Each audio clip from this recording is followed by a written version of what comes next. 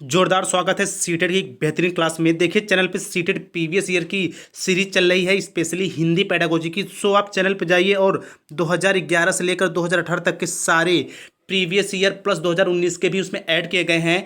सो आप चैनल पे जाइए और सारी की सारी वीडियो देखिए। यदि आपको सीटेट स्पेशली पैडागोजी सेक्शन में बिल्कुल 15 में 15 लाने हैं।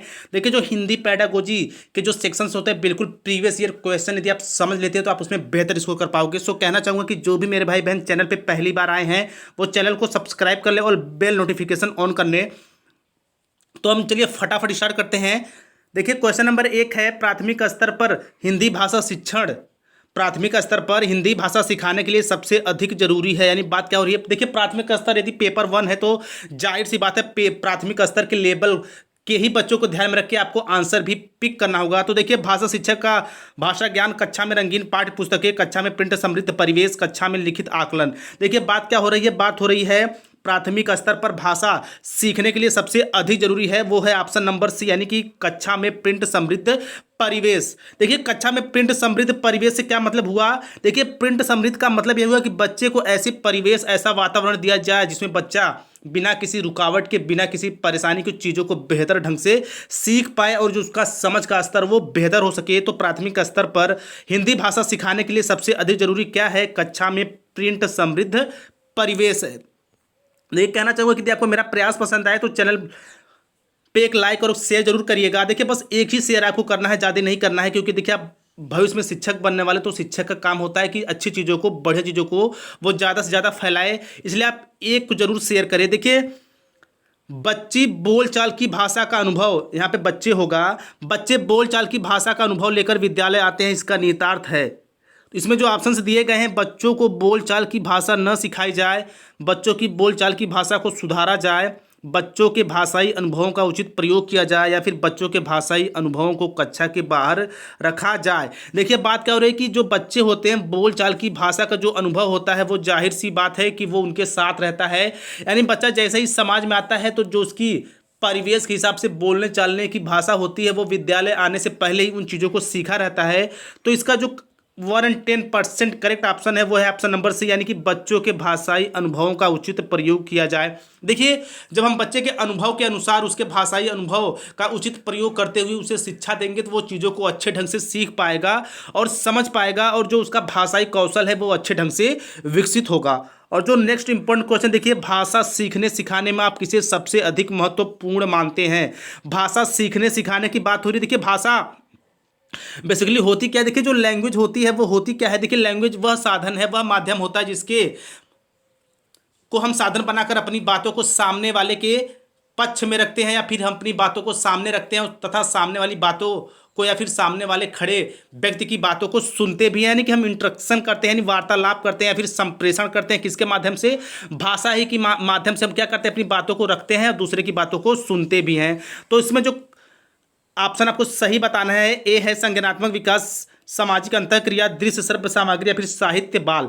देखिए बात हो रही है भाषा सिखाने में, तो इसका जो करेक्ट ऑप्शन है वो है ऑप्शन नंबर बी, यानी सामाजिक अंतःक्रिया। देखिए सामाजिक अंतःक्रिया मीन्स क्या हो गया कि बच्चे हो गए, हम हो गए, चाहे आप हो गए, हमारी जो क्रिया होती है वो किसके साथ होती है, समाज के ही साथ होती है। यानी हमारा जो वार्तालाप है, जो संप्रेषण है या फिर जो भाषा सीखने सिखाने में जो सबसे महत्वपूर्ण है वो क्या है, सामाजिक अंतःक्रिया, क्योंकि समाज में ही तो व्यक्ति तमाम तरह की क्रियाएं करता है और चीज़ों को अच्छे ढंग से सीखता भी है। देखिए नेक्स्ट इंपॉर्टेंट क्वेश्चन क्या है, हिंदी भाषा शिक्षा का यह प्रयास होना चाहिए कि वे, यानी कि हिंदी भाषा शिक्षा का यह प्रयास होना चाहिए, क्या प्रयास होना चाहिए, बच्चों की भाषा संबंधित सहज रचना शक्ति को बढ़ाने के अवसर दें, बच्चे की मातृभाषा के स्थान पर हिंदी भाषा को ही कक्षा में स्थान दें, बच्चे द्वारा मानक भाषा का ही प्रयोग के अवसर दें, या फिर बच्चों को शिक्षाप्रद बाल साहित्य पढ़ने के भरपूर अवसर दें। तो देखिए जो इसका करेक्ट और सबसे सटीक आंसर है वो है ऑप्शन नंबर ए, यानी बच्चों की भाषा संबंधी सहज रचना शक्ति को बढ़ाने के अवसर दे। देखिए जब हम बच्चों को बढ़ावा देंगे तो उसकी जो रुचि होगी, उसका जो इंटरेस्ट होगा, उसके हिसाब से वो चीज़ों को अच्छे ढंग से सीख पाएगा। देखिए बढ़ावा देना और प्रोत्साहित करना बेहद इंपॉर्टेंट है एक बच्चे के भाषाई विकास के लिए, एक बच्चे के समग्र विकास के लिए। प्रोत्साहन और उसे ज़्यादा से ज़्यादा बढ़ने के अवसर देना बेहद इंपॉर्टेंट है। और जो नेक्स्ट इंपॉर्टेंट क्वेश्चन है, देखिए कक्षा 5 के बच्चों की भाषा आकलन के संदर्भ में आप किस सवाल को सबसे कमज़ोर मानते हैं। देखिए बात क्या हो रही है, बात हो रही है कक्षा 5 की। तो कक्षा 5 के बच्चे लगभग, यानी कि लगभग वो बच्चा कितने साल का हो गया होगा, लगभग 10 साल के लगभग, या 9 या 10 साल के लगभग हो गया होगा।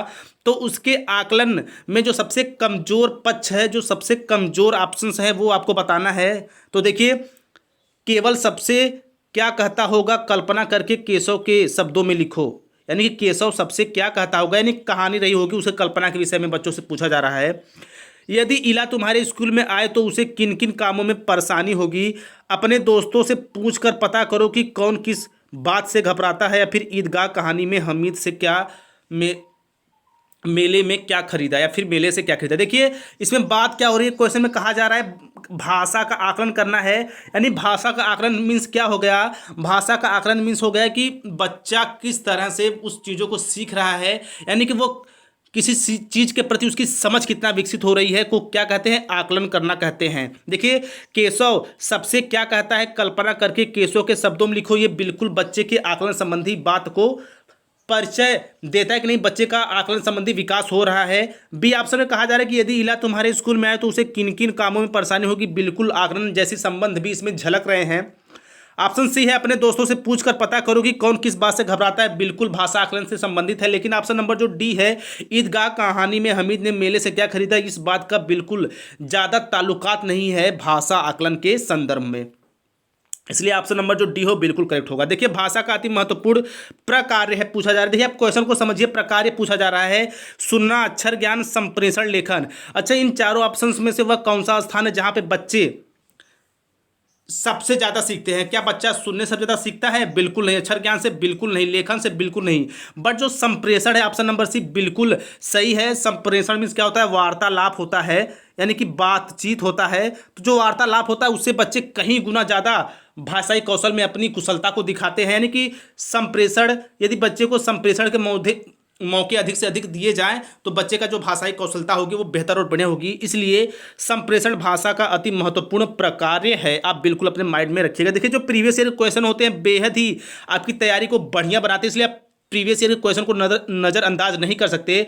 इसलिए चैनल पे सीटेट हिंदी प्रीवियस ईयर के नाम से प्लेलिस्ट बनी है, वहाँ पे जाइए और सीटेट के 2011 से लेकर 2019 के सारे पेपर देखिए, बिल्कुल सहज और इजी ढंग से उसमें ऐसा बताया गया है कि पहली बार में चीज़ें आपके माइंड में बिल्कुल सेट हो जाएंगी और आपका जो स्कोर होगा बिल्कुल बेहतर होगा सीटेट 2020 में। देखिए सुनने और लिखने की कुशलता का आकलन करके सबसे अच्छा तरीका है। देखिए क्वेश्चन को आप पकड़िए, क्वेश्चन में क्या कहा जा रहा है, सुनने और लिखने की बात हो रही है। यानी इन चार ऑप्शन में वह ऑप्शन हमें चुनना है या वह ऑप्शन चूज करना है जो सबसे बेहतर है, किसके अकॉर्डिंग, सुनने और लिखने के। देखिए कविता सुनना और शब्दांश लिखना, कविता सुनकर प्रश्नों के उत्तर लिखना, सुनी गई कहानी को अपने शब्दों में लिखना है, फिर सुनी गई कहानी को शब्दांश लिखना। यानी कि उन चार ऑप्शंस में से क्या आपको सबसे बेहतर लग रहा है, सुनने और लिखने की कुशलता जिसमें प्रदर्शित हो रही है सबसे सुपर ढंग से। तो इसका जो करेक्ट आंसर है वो है ऑप्शन सी, यानी सुनी गई कहानी को अपने शब्दों में लिखना। अच्छा सुनी गई कहानी को अपने शब्दों में लिखना का मीन्स क्या हो गया कि जैसे मान लीजिए हम क्लासरूम है, उसमें अध्यापक या फिर मैम बच्चों से कहेंगी, या फिर ऐसा भी हो सकता है उन्हें कोई कहानी सुना देंगी और बच्चों से कहेंगी कि आप अपने शब्दों में इस कहानी के विषय में कुछ लिखिए। तो बच्चे बड़े ही रुचिपूर्ण ढंग से चीज़ों को आगे बढ़ाते हैं, बेहतर ढंग से उसमें सीखते हैं। इसलिए जो ऑप्शन नंबर सी है वो बिल्कुल प्रूफ करता है सुनने और लिखने की कुशलता के आकलन में जो सबसे अच्छा तरीका है वो है सुनी गई कहानी को अपने शब्दों में लिखना। और जो नेक्स्ट इंपॉर्टेंट क्वेश्चन देखिए, सार्थक पढ़ते समय कभी कभी वाक्यों शब्दों की पुनरावृत्ति करता है, यह भाषा व्यवहार दर्शाता है। देखिए बार बार दोहराना कोई विकार तो है नहीं। देखिए बार बार बच्चा दोहरा रहा है किसी शब्द को तो क्या है, अच्छी क्वालिटी है उसके अंतर्गत। तो देखिए ऑप्शंस में वह पढ़ने में अधिक समय लेता है, वह अटक अटक कर ही पढ़ सकता है, वह समझ के साथ पढ़ने की कोशिश करता है, या फिर उसे लंबे शब्दों को पढ़ने में कठिनाई होती है। बात क्या हो रही है, सार्थक पढ़ते समय कभी कभी, देखिए क्वेश्चन को समझिए, क्वेश्चन में कहा क्या जा रहा है कि सार्थक पढ़ते समय कभी कभी वाक्य शब्दों की पुनरावृत्ति करता है, कभी कभी करता है, हमेशा नहीं करता। तो इसका जो करेक्ट आंसर है वो है ऑप्शन नंबर सी, यानी कि वह समझ के साथ पढ़ने की कोशिश करता है। यानी कि अगर वो कभी कभी वाक्य या शब्दों को बार बार पढ़ रहा है तो यानी वो समझ के साथ पढ़ने की कोशिश कर रहा है। बाकी जो ऑप्शन नंबर ए देखिए, वह पढ़ने में अधिक समय लेता है। यदि बच्चा बार बार अटक रहा है तो इससे कोई मतलब नहीं है, वह अटक अटक कर ही पढ़ सकता है। देखिए अधिकतर आप लोग क्या करेंगे कि ऑप्शन नंबर बी ही पर टिक करेंगे कि अगर वो बार बार पुनरावृत्ति कर रहा है तो यानी वो अटक रहा होगा। बट मेरे भाई ऐसी बात नहीं है, आप अपनी समझ को बढ़िया बनाइए। बिल्कुल सीटेड के एक लेवल अब बने ताकि आप बिल्कुल आपको एक सीटेड के हिसाब से सोचना है, एक प्राइमरी लेवल के बच्चे को अपने माइंड में रख के सोचना है, ताकि इस कंडीशन में हम उस बच्चे के लिए क्या फैसला ले सकते हैं। आपको एक शिक्षक के रूप में सोचना होगा, न कि एक स्टूडेंट के रूप में।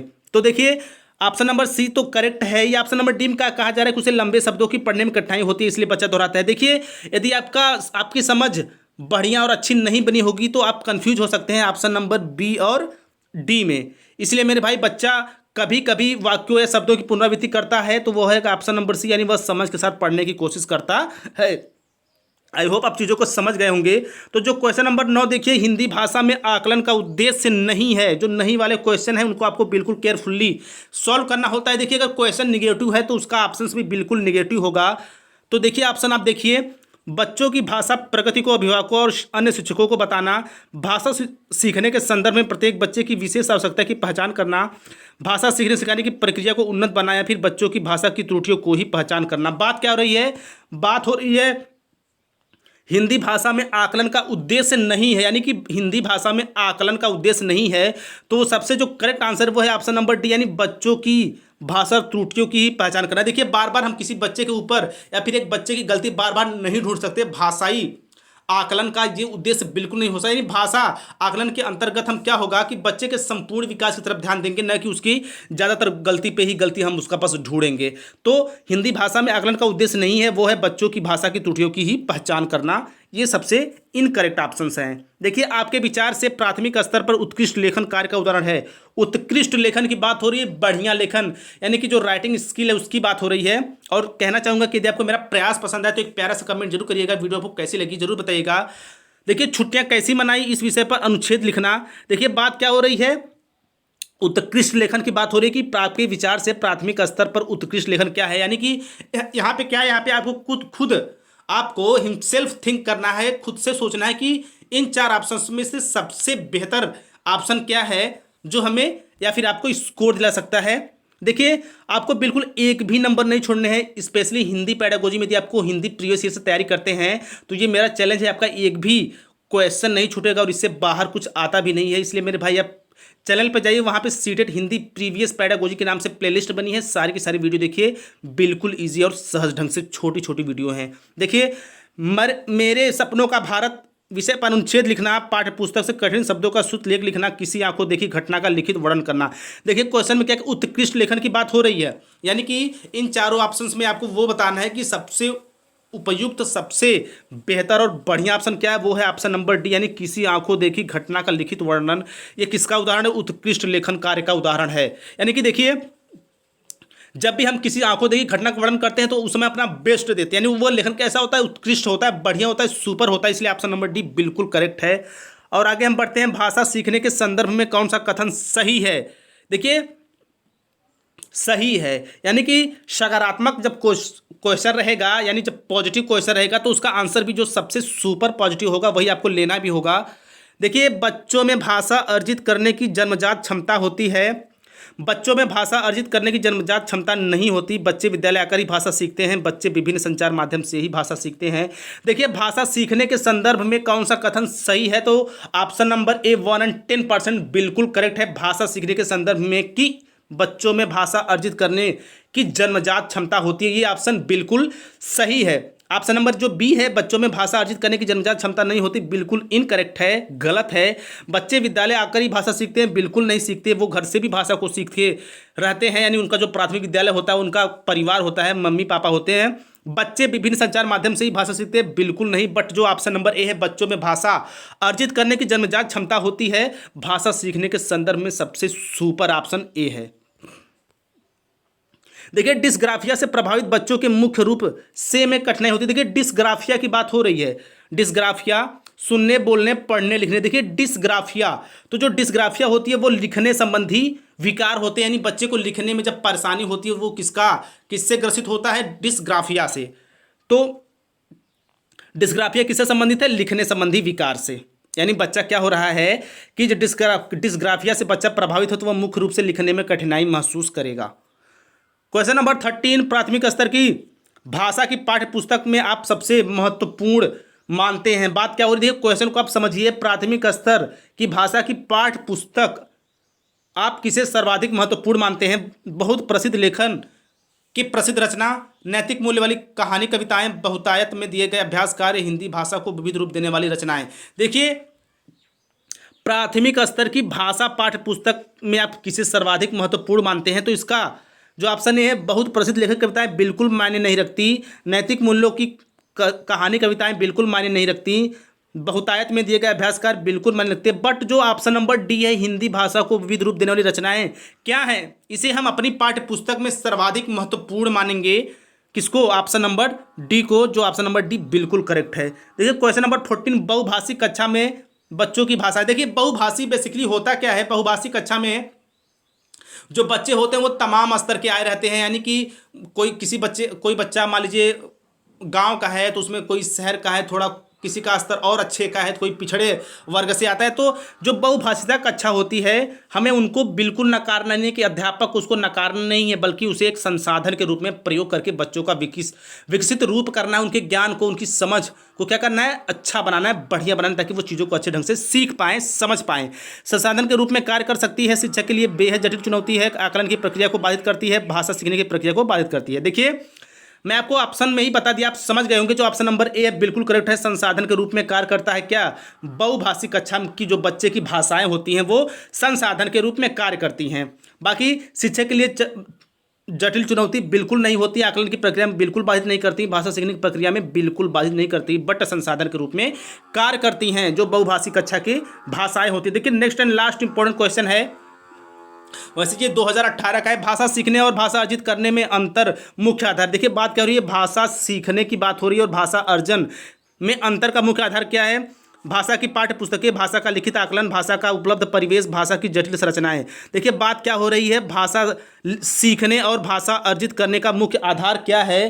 तो है भाषा का उपलब्ध परिवेश, यानी ऑप्शन नंबर सी बिल्कुल करेक्ट है। देखिए हम बच्चे के सामने या फिर हमारे आपके सामने जैसा परिवेश होता है, हमारे ऊपर या हमारे आपके ऊपर, बच्चों के ऊपर परिवेश का बहुत ही गहरा प्रभाव पड़ता है। यानी प्रत्येक बच्चा अपने परिवेश से प्रभावित होता है और अपने परिवेश के अनुरूप ही वो भाषा को सीखता है। सो आई होप ये वीडियो आपको जरूर पसंद आई होगी और मिलते हैं नेक्स्ट पार्ट में। उससे पहले कहना चाहूँगा एक बार फिर मैं आपको कि यदि आपने हमारे चैनल को सब्सक्राइब नहीं किया तो सब्सक्राइब कर ले, क्योंकि यहाँ बात होती है सिर्फ और सिर्फ शिक्षक भर्ती की और आपको लेनी है गवर्नमेंट सरकारी सीट।